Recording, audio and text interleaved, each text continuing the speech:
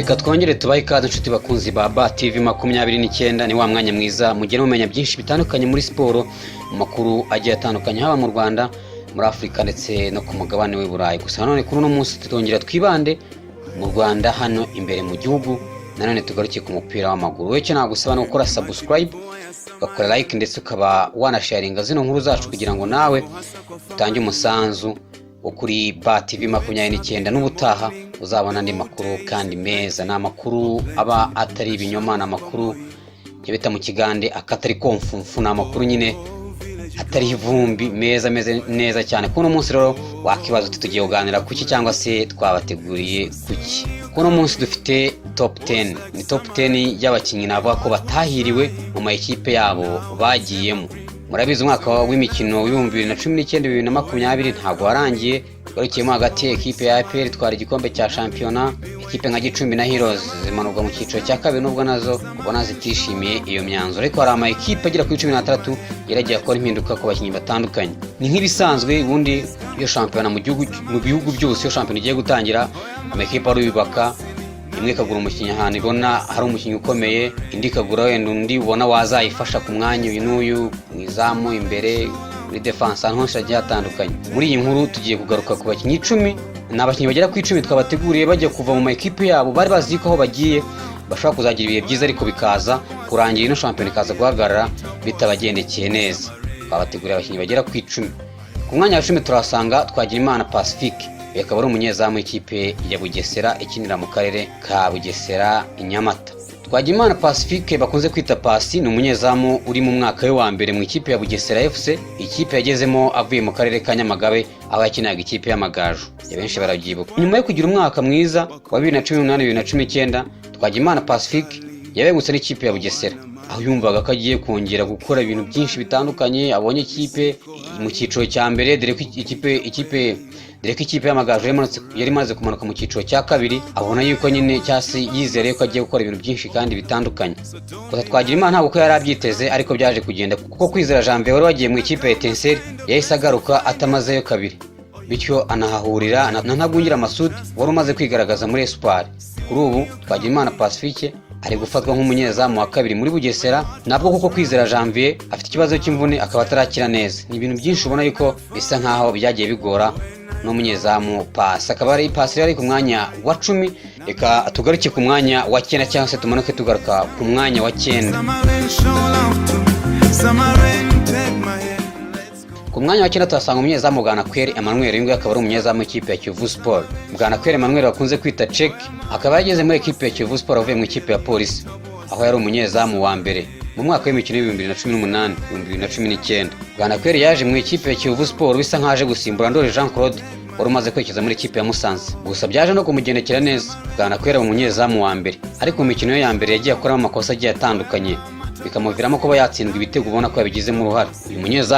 Uyu munyezamu Bwanakweli Emmanuel byaje kurangira abatoza bamutakarije icyizere, birangira bakoresheje Nzeye Rwanda Jihad. Uyu nguyu akaba ari umunyezamu wa mbere nyuma yaho Kimenyi Yves Azi bagomba kuzahatanira umwanya. Umukinnyi wari uri ku mwanya wa 9 akaba ari Bwanakweli Emmanuel. Dukomeze ku mwanya wa 8 aho tuhasanga Mbazumutima Mamadou, usanzwe akina ikipe ya Mukura Victory Sport. Mbazumutima Mamadou bita Pichichi kuri ubu ni umukinnyi w'ikipe ya Mukura Victory Sport, ikipe ibarizwa mu karere ka Huye mu ntara y'Amajyepfo. Mbazumutima ni umukinnyi ushobora gukina hagati mu kibuga, agakina inyuma y'abataka, ndetse akaba ashobora kuba yanyuzwa mu mpande dore ko akinisha amaguru yombi. Gusa ntabwo akazi ke yigize agakora neza muri Mukura nkuko byari byitezwe ubwo yaturukaga muri ikipe ya Sunrise. Mbazumutima Mamadou yageze mu ikipe ya Mukura mbere y'uko umwaka w'imikino 2019-2020 utangira, aho yari avuye muri ikipe ya Sunrise. Ubona ko yashaka ikipe iri ku rundi rwego, dore ko no mu biganiro twagiye tugirana yavuga ko aje muri ikipe ya Mukura Victory Sport nko kuzamura urwego rwiwe ndetse no kongera kugaragara ku ruhando mpuzamahanga. Gusa Mamadou ntabwo byamukundiye cyangwa se ngo bibe byaramuhiriye, dore ko yaje kubura umwanya ubanzamo akajya akoreshwa gake cyane gashoboka. Nawe twavuga ko n'umwaka w'imikino utigeze umugendekera neza cyane. Mamadou umukinnyi ubona yuko akoresha amaguru yombi, ariko bitamuhereye muri ekipe ya Mukura Victory Sport. Tuvuye kuri Mbazumutima Mamadou dukomereze ku mwanya wa 7. Kuri uyu mwanya turasanga Karera Hassan, umukinnyi w'ikipe ya AS Kigali. Karera Hassan nawe ni umukinnyi wahinduye ekipe yakinagamo akajya mu yindi yibwira ko bizarushaho kugenda neza. Gusa urugendo rwo kuva muri ekipe ya Kiyovu Sport rugana muri ekipe ya AS Kigali ntabwo rwamubereye isukari. Karera yavuye mu ikipe ya Kiyovu Sport nyuma y'uko amasezerano yari arangiye. Ikipe ya Kiyovu Sport igerageza kuba yamwongera andi masezerano, ariko Karera Hassan abyima amatwi, ahubwo yigira muri ikipe ya AS Kigali, dore ko n'ubundi Kiyovu Sport abona ko n'amafaranga afatika iri kumuhereza y'ako kanya. Mbere y'uko umwaka wa shampiyona 2019-2020 utangira, yagiye akina imikino ya gishuti ndetse no mu ntangiriro za shampiyona akina imikino imwe n'imwe, ariko aza kubura umwanya neza, dore ko Rurangwa Mose kuri afatanya na Bishira Latifu muri ekipe ya AS Kigali. Karera Hassan umukinnyi witwaraga neza muri ekipe ya Kiyovu Sport, ariko yagera muri AS Kigali inzira ikicurika, yari ari ku mwanya wa 7. Dukomereze ku mwanya wa 6. Kuri uyu mwanya turasanga Nduwayo Dani Barthez, umunyezamu w'ikipe ya FC Marine. Nduwayo Dani Barthez ni umunyezamu wavuye mu ikipe ya Police agana muri ekipe ya Marine, aho yumvaga ko agiye kuba umuyobozi mu ikipe ya Marine. Gusa kuri ubu ntabwo ariko bimeze, kuko yatangiye ayobora, ariko nta nubwo akiri umunyezamu w'ikipe ya Marine, dore ko yaje kwirukanwa kubera ikibazo ngo cy'imyitwarire, nk'uko ubuyobozi bw'ikipe ya Marine bwagiye bubitangaza. Nduwayo yageze muri Marine nk'ikipe yari yaraciyemo mbere, baramwakira ndetse anakina neza mu myuzo ya mbere, ariko nyuma aza kuvugwaho imyitwarire mibi, harimo kunywa inzoga ku rwego rurengeje urugero, birangira atandukanye n'ikipe ya Marine. Nduwayo Dani Barthez yari ku mwanya wa 6, umunyezamu wari uhagaze neza mu ikipe ya Polisi. Marine ikamutwara izi ko igiye kubona igisubizo cy'umunyezamu, ariko byaje kwanga. Reka dukomereze ku mwanya wa 5. Aha turasanga Runanira Hamza wiruka muri ikipe ya Rayon Sport bidateye kabiri. Runanira Hamza yaje muri ikipe ya Rayon Sport nka myugariro uje kubafasha kuziba icyuho cy'abakinnyi bari bamaze gutandukana n'ikipe ya Rayon Sport, barimo Manzi Thierry ndetse na Mutsinzi Ange. Runanira yagiye abura umwanya wo gukina, ko yaje ahura n'abandi bakinnyi nka Rugwiro Herve wari uvuye muri ekipe ya APR, Ndizeye Samuel na Saidi Iragira wari uvuye muri ekipe ya Mukura Victory Sport, kandi ubona ko bari ku rwego rwo hejuru. Nyuma yo kuba yarahasanze aba bakinnyi, ntabwo byari imibare yoroshye, kuko umukinnyi wari uvuye mu ikipe ya Marine yarakeneye igihe cyo kuba yahabwa kugira ngo akine neza. Ibintu byakomeje kwanga, ubwo ekipe ya Rayon Sport yerekezaga hanze y'igihugu ikagura umukinnyi Kayumba Soter wari uvuye muri ekipe ya FC Leopards mu gihugu cya Kenya. Icyo gihe icyizere gisa nkaho cyahise kiraza amasinde. Runanira Hamza bikomeza kumucanga. Nyuma yuko nta cyizere cyo gukina yari agisigaranye, Hamza Runanira yaje kugongana n'abayobozi ba Rayon Sport ko bakunda kunywa ibinyobwa bisembuye kandi birengeje urugero. Ku kutumvikana rero byatumye Runanira Hamza atandukana n'ikipe ya Rayon Sport. Ngaho sinjye wahera Runanira Hamza mu nzira y'ikipe ya Rayon Sport, cyangwa se mu mateka y'ikipe ya Rayon Sport. Dutegereza uko kazagaruka, kuko n'ubundi aracyari umusore muto. Yari ari ku mwanya wa 5.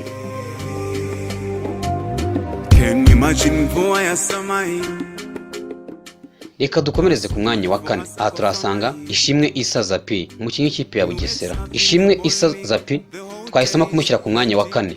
Ni umukinnyi ukiri inyuma ku ruhande rw'iburyo mu ikipe ya Bugesera FC. Ari mu mwaka we wa mbere w'ikipe ya Bugesera, yahoze atozwa n'umutoza Masudi Juma. Ishimwe Issa yavuye mu ikipe ya Polisi ku Mahoro agana mu ikipe ya Bugesera, aho bari basobanukiwe umupira w'amaguru, bahamyaga ko agiye gukina kandi akabona umwanya uhoraho muri ikipe ya Bugesera. Akigera muri ikipe, Issa Ishimwe Zapi yakinnye imikino mike, ahita atangira kubura mu bakinnyi bitabazwa n'ikipe ya Bugesera. Nyuma yo kuvunika kwa Zapi, abatoza ba Bugesera uhereye kuri Bisengimana Justin, Masudi Juma batangiye kujya bafata umwanzuro wo gukinisha Peter Otemo cyangwa Niyitegeka Idrissa inyuma ku ruhande rw'iburyo. Kuri ubu shampiyona ikaba yararangiye cyangwa se ikaba yageze ku musozo, Issa Zapi atakiboneka mu bakinnyi 11 na 18 ba Bugesera.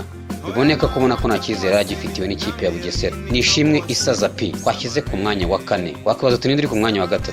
Bamwita Nyinkindi Saleh aka Mbappe, dore ko utarishyizeho mwabipfa. Umukinnyi ufite umuvuduko, umukinnyi wihuta unyura ku mpande zombi, yaba 7 ndetse na 11, ushobora no kuba yakina ku 10 mu gihe umwifashishije. Umupira mu maguru ntabwo ari cyo wamwingingira, tushe, kudribura, byinshi bitandukanye bizwiho ku Nyinkindi Saleh Mbappe. Nyinkindi Saleh ni umukinnyi ukiri muto wavuye mu ikipe ya Marine ajya muri ikipe ya Kiyovu Sport, aho abafana b'iyi kipe bavuga ko babonye umukinnyi ukiri muto kandi urambye uzabafasha mu gihe kizaza. Nyinkindi Saleh yageze mu ikipe ya Kiyovu Sport, aho yageze mu ikipe ya Mukura bateganya ko bamusinyisha. Gusa bakiniye Sekafa, umukino wa nyuma yakiniye ikipe ya Mukura warangiye yerekeza mu mujyi wa Kigali, aje gusinya muri ikipe ya Kiyovu Sport. Ibintu byatunguye abantu benshi. Uyu mukinnyi ageze mu ikipe ya Kiyovu Sport yatangiye gukina neza imikino y'intangiriro ya shampiyona, nyuma aza gusa n'ububuza umwanya, kuko kugeza ubu Nyinkindi Saleh nta muntu n'umwe yaba umunyamakuru, umutoza ndetse n'abakinnyi bakinana wakwibaza yuko yakaba yabura mu bakinnyi 18 b'ikipe ya Kiyovu Sport, kuko umupira wose umwingingano. Ariko nayo imyitwarire ye bavuga yuko ataramba kabiri, ahubwo icyizere wamuha birangira gutengushye. Nyinkindi Saleh. Iyi ni BATV 29.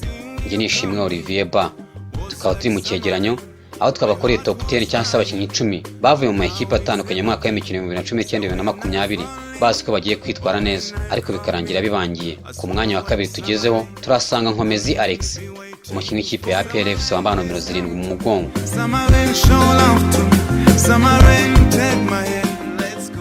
Nkomezi Alex ni umwe mu bakinnyi bavuye muri ekipe ya Mukura Victory Sport anakomeye, ariko yari umwe mu bakapiteni b'iyi kipe agana muri ekipe ya APR FC kugeza bataremerwa neza mu bijyanye no kujya mu kibuga. Nkomezi yavuye mu ikipe ya Mukura aho yakinaga hagati mu kibuga ndetse rimwe n'imwe akaba yakitabazwa nka myugariro mu mutima wa defense. Ageze muri APR FC yasanze amazi atakiri yayandi, bimusaba koga Magazi, ariko Magazi ntago yamuguye neza kuko yisanze ku gatebe k'abasimbura ndetse rimwe na rimwe no kuza mu bakinnyi 18 bikamubera izindi nkuru. Nkomezi Alex iri zina riramutse rivuze mu majyepfo y'u Rwanda bahita bakubwira ibyiza yakoze yaba mu mikino mpuzamahanga Mukura Victory Sport yakinye, ariko mu mujyi wa Kigali Nkomezi Alex bikomeje kumubera ingorane kuba yaba umukinnyi wizerwa kwa nubwo ikipe ya APR FC. Reka tuzategereze turebe, umupira warabufite ntago ari uwo kwinginga. Dukomereze ku mwanya wa mbere. Ku mwanya wa mbere turahasanga umusore Kiza Hussein cyangwa se Kiza Mugabo Hussein, kapiteni w'ikipe ya Mukura Victory Sport mu mwaka w'imikino 2018-2019. Umusore ufite amacenga, umusore wihuta, ufite amanyanga menshi mu kibuga, ariko ibi byose byabaye imfabusa ubwo yajyaga muri ekipe ya Rayon Sport. Ibi byatangiriye mu mikino y'igikombe cya Sekafa ubwo yakinaga ekipe ya Rayon Sport, ariko ntibyaje kugenda neza cyane. Imikino arayibonaga yaba ku gihe cya Ovambe watozaga ikipe ya Rayon Sport, ariko ibi byose nava ku mupira afite avanye mu majyepfo y'u Rwanda mu ikipe ya Mukura Victory Sport atarebye abafana b'ikipe ya Rayon Sport bamubonyemo. Mugabo Kiza Hussein ni umukinnyi wagiye wifashishwa n'ikipe y'igihugu, ariko kuyikina bikaza kwanga kubera ibibazo by'ibyangombwa, yaba abatoza, abakinnyi bakinana nabo ndetse n'abafana bagiye bamukurikirana. Abanyamakuru bazi ko ari umukinnyi ufite umupira, bazi ko ari umukinnyi w'umuhanga, bazi ko ari umukinnyi w'abakinnyi basigaye mu Rwanda bazi kudiribura, wakemera abakinnyi bagera kuri 2. Ariko ibi byose yaba ngewe nawe nteze amatwi, dutegereje twese nk'uko abantu bose bategereje kugaruka kwa Yesu kuzareba niba byose bimuvugwaho azabikora muri ekipe ya Rayon Sport. Ni Kiza Hussein Mugabo waza ku mwanya wa mbere w'abakinnyi bitwaye neza mu mwaka wa 2018-2019 bakaza guhindura amakipe bazi ko bagiye mu bihe byiza, ariko bakaza gutungurwa n'ibihe bisanzemo. Ni Pa TV, ni Ishimwe Olivier Ba. Kora subscribe kugira ngo uzabone byinshi bigiye bitandukanye ku makuru tugenda tubagezaho. Hasta la vista, Imana ibiteho. Matobo asili, nambielini tobo asili, Samare.